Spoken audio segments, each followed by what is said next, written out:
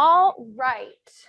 So international student services, what do we do? Well, we assist international students who have been admitted, are enrolled, or have graduated from Texas A&M University at the College Station, Galveston, Health Science Centers, and law school campuses. We serve approximately 1,100 students. Our student to staff ratio in our office is 1,100 to 1 because we have 11,000 students. And we offer a variety of in-person and remote services. If you are an international student, please review our website. We have a lot of great information there. All right, so for today, we are going to identify areas of miscommunication and talk about communication styles around the world. We will discuss academia in America, and then we have a couple scenarios that I will ask you all to participate in. And if you're in the room, I'm going to ask for a show of hands. If you're in Zoom, I'll ask you to answer via the chat. All right, so let's get started. It's a spectrum, Hofstede's value orientation. So this was developed in 1984 by a social psychologist, and he examined personnel working at IBM in 53 countries. And he identified 4 areas or dimensions of intercultural communications. Now, by about 3 years later, this was considered to be too Eurocentric. So the Chinese Cultural Connection did their own research, and their findings were very similar. And at that point, since it was kind of confirmed by 2 different people, it was decided that this was probably a pretty good idea and a pretty good theory. It started with 4. It now encompasses 6 dimensions. Today, due to time, we're only going to focus on 3. So the first one that we will be discussing is power distance. So this dimension deals with the fact that individuals in societies are not equal, and it expresses that attitude of the culture towards the power inequalities. So what this means is that if you are coming from a country, so as we see in the graph, that has lower power distance, that means that you have less hierarchy. So that means that your culture, or the culture found there, is okay with a more egalitarian approach. There's going to be less structure in the hierarchy system. So looking at the graph, we can see that Denmark is very low at 18, New Zealand is pretty low, the United States is very low at 40. So what you can expect here in the United States is that there's going to be less hierarchy, and there's going to be more egalitarianism amongst the people in a social group. Now, if we're looking at high power distant countries like China, India, Mexico, and Nigeria, all of them scoring pretty high, 77, 80, 81, we're looking at more hierarchy. That means that the culture has a lot of hierarchical structure, and the people in that coming from those countries are likely to seek structure within their social settings.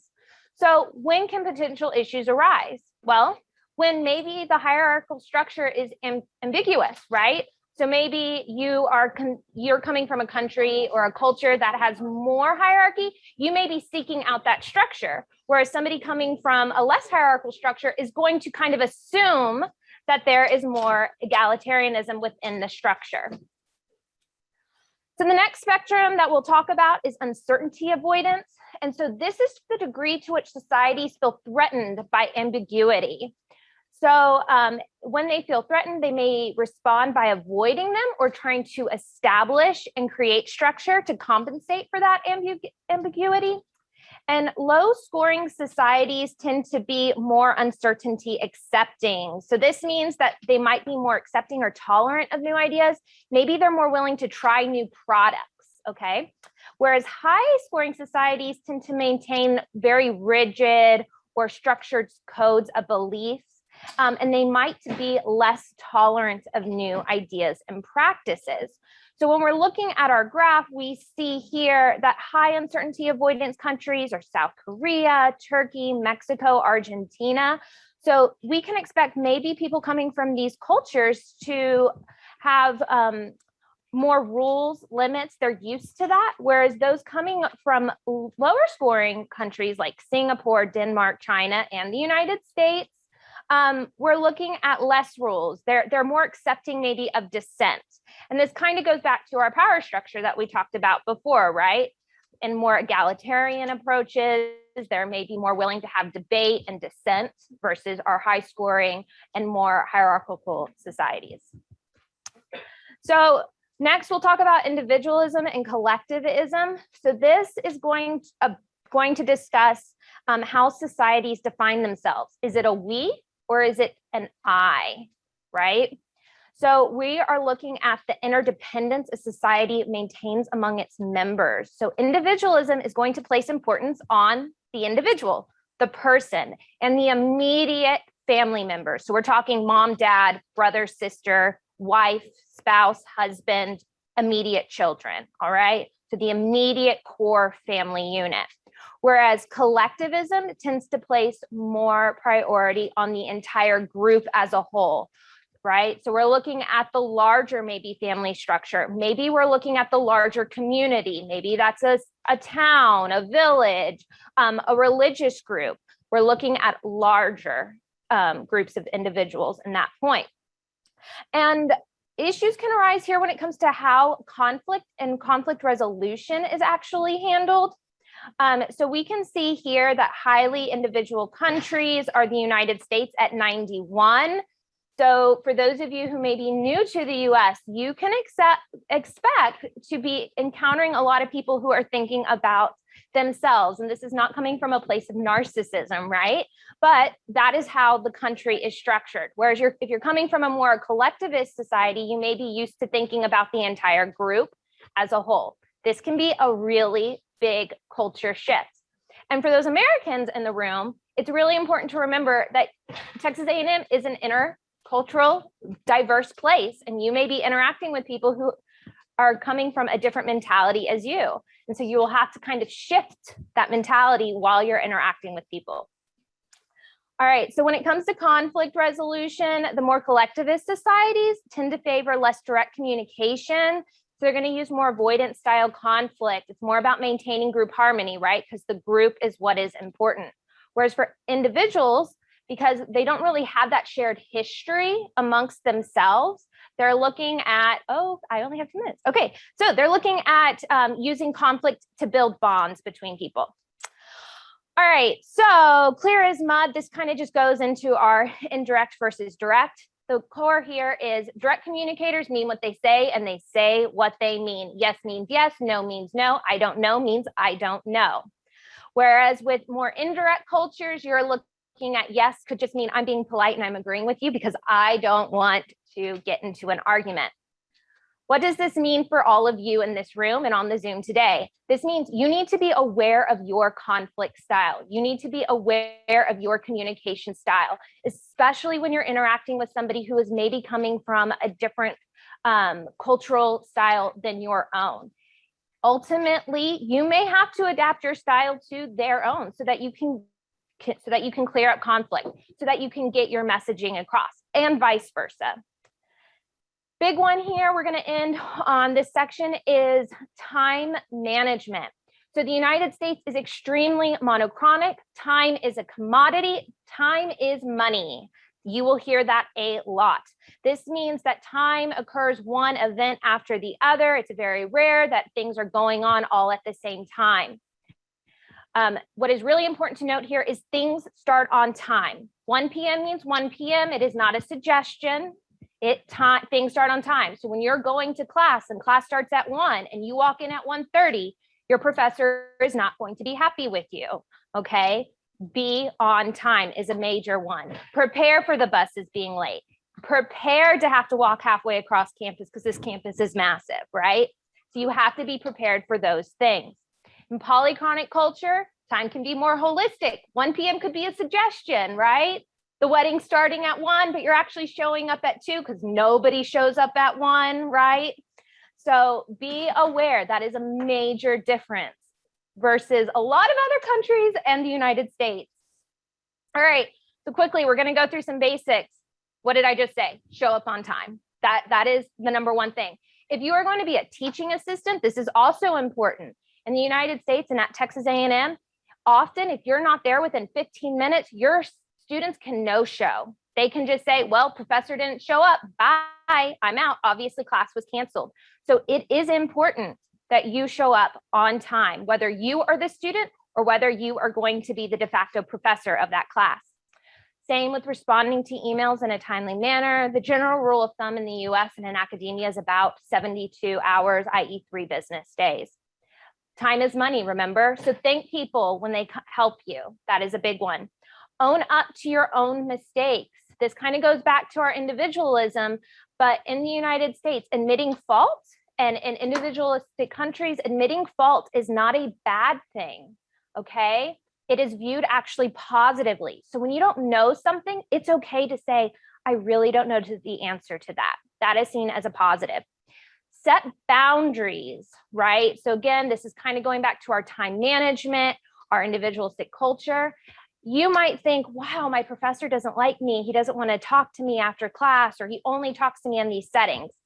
That's really probably not the case, all right? It's setting boundaries are really important. The perception of boundaries is also very important. And social media, good rule of thumb is if grandma would not be happy with what you posted, maybe not post it, right? And potential employers are going to could see this. So be really aware of what you're posting on social media. Advisor relationships. So this has really shifted in the last couple years. It's moved away from being more of a relationship to, it can feel very competitive, right? People are competing for grants, they're competing for lab space. And that could be because of a lack of communication. It could be because for a variety of reasons. And there can also feel like there's a deterioration of personal commitment. Again, this tends to go back to this individualistic kind of mentality that exists larger in the environment here. Continue to try and have open dialogues with your professors and your PIs. Ultimately, that will benefit you the most. All right, so the responsibility as the student coming in is learning the rules and procedures of the lab, of your department. Your need to make sure that you are selecting and carrying out original research. That's really important. I know the honor system office spoke to you earlier today. Plagiarism, don't do it. Make sure it's original work. You're saying things in your own original words. Meet regularly with your advisor. This might mean that you are the one scheduling these. Remember, this is your academic program. You will put in as much as you want to get out. So if you want to do well, you need to be the one really incentivizing yourself and pushing your professors to meet with you and garner feedback. The responsibility of the advisor is to help you along the way, but not to do for you. And again, coming back to kind of that relationship piece, there can be a lot of stigma around relationships between students and professors, especially the boundaries between what is appropriate and inappropriate. So your professors may be putting very firm boundaries between the two of you because they want to avoid any form of miscommunication about what is appropriate and inappropriate amongst the group and with their individual relationship between you and them. Finally, make sure you're advocating for yourself. You are your best advocate. Practice your conversations with friends. Be honest and verify information as well. If you are in doubt, go ask a friend who maybe comes from a different cultural group than you. How does this sound to you? What things could I fix? What should I work on? There are a ton of resources on this campus. The big one for all of you as grad students is the grad school ombudsman. They can help you navigate these difficult situations and questions. CAPS, counseling and professional psychological services, is also available for all of you. The pandemic has caused a lot of mental issues. There are so many other things going on in the world that have caused a lot of anxiety. Grad school is rough. It is tough. I have been there. I can relate. Don't be afraid to ask for help. You are your best advocate. You have to put your own self first, or else it can get even harder. There are HR liaisons in every department. If you have questions, make sure you can go to them. If you think something may be inappropriate, go to them. They are a good resource on what is appropriate and inappropriate and what is effectively the workplace. All right. If you're a teaching assistant or research assistant, this is also a workplace environment for you. The LGBTQ plus Pride Center also has great resources. And then there are community resources as well. How much time do I have left, guys? 5 minutes. Okay. So we're going to fly into some practice scenarios. All right, so by a show of hands, I will ask you to respond. All right, so Emily is a native Texan, and she has recently joined Dr. Kwan's genetic lab as a first-year grad student. Emily works with Rohit, Minji, and Cecilia, who are all fellow graduate research assistants. Rohit is from India and is a PhD candidate who has been working with Dr. Kwan for 4 years. Minji is a third-year PhD candidate from South Korea, and Cecilia is a second-year master's student from California. Emily asked Dr. Kwan, who is originally from China, direct questions regarding lab procedures, which really frustrates Rohit and Minji. Now, Dr. Kwan is sometimes not available to answer her questions, and Cecilia has recommended that Emily should consult with Rohit or Minji first for most of her questions. Which of the value orientations is Emily encountering? A, individualism versus collectivism, B, power distance, C, uncertainty avoidance. So by a show of hands in the room and those on chat, go ahead and put in what you believe the answer is. How many people think it's individualism versus collectivism? No, okay. Power distance? Don't be shy. I'm seeing some hands. Yeah, raise them up, be proud. Uncertainty avoidance. Okay, a handful. So it is power distance, right? So Emily is coming from a more egalitarian culture, whereas Dr. Kwan, Minji, and Rohit are all coming from more hierarchical structures, right? And they have all been there longer.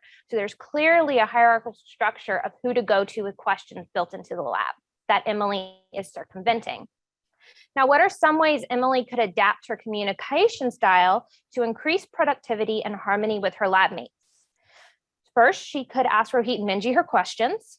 She could continue to go to Dr. Kwan for her questions, or she could stop asking questions and make decisions on her own, or D, all of the above. So show of hands, who thinks it's A? All right, great. B? No, okay. C? D? Couple people. So it is A, that would be the best response. She certainly could continue to going to Dr. Kwan, but that's probably not going to resolve the conflict that is starting to build, right? She could also just stop asking questions and make decisions on her own.